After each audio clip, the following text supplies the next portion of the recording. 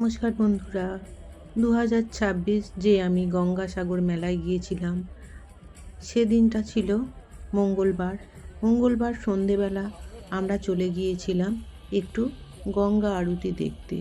আর এই গঙ্গা আরতি দেখতে গিয়ে বুঝলাম যে গঙ্গা স্নান বা সাগর দর্শন যে মানুষ যায়, কিসের জন্য যায়, কেন যায়?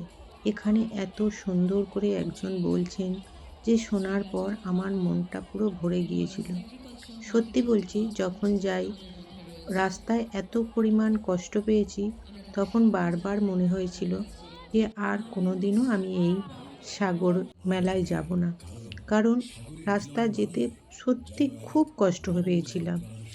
প্রায় ১ ঘন্টা ১.৫ ঘন্টা করে হাঁটা ব্যারিকেডের ভিতর দিয়ে।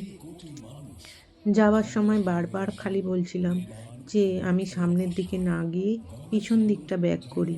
কিন্তু ওখানে যাওয়ার পর সেই কষ্টটা আমার পুরোপুরি লাঘব হয়ে যায়। মনে হয় খুবই ভালো করেছিলাম।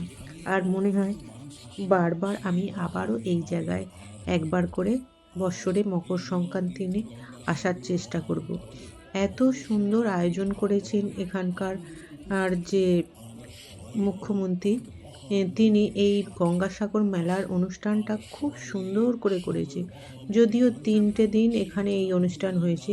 ১ম দিন ছিল, যখন আমরা যাই মনে হয়নি যে এই মেলায় গিয়ে এটা গঙ্গার আরতি দেখব। ভেবেছিলাম ১ দিনই হবে। কিন্তু পরে জানতে পারি যে ৩ দিন হচ্ছে। আমি মঙ্গলবার দিন চলে গিয়েছিলাম। যাওয়ার পর মনে হয়েছিল অনেক সুন্দর এই জায়গার আরতিটা। দেখার পর আমার মনটা ভরে গিয়েছিল। আর এখানে গঙ্গার কীভাবে উৎপত্তি হয়েছিল, শিবের জটা থেকে যে গঙ্গার আ যে জলটা পড়েছিল, সেই দৃশ্য এখানে এত স্ক্রিনে সুন্দর করে তোলা হয়েছে। দেখুন বন্ধুরা, আপনাদেরও ভালো লাগবে। আমি তো অনেক, অনেক দূরে দাঁড়িয়ে আছি, তাই আমার ক্যামেরায় অতটা সুন্দর হয়ে ওঠেনি। যতটা পেরেছি আমি আপনাদেরকে দেখানোর চেষ্টা করেছি।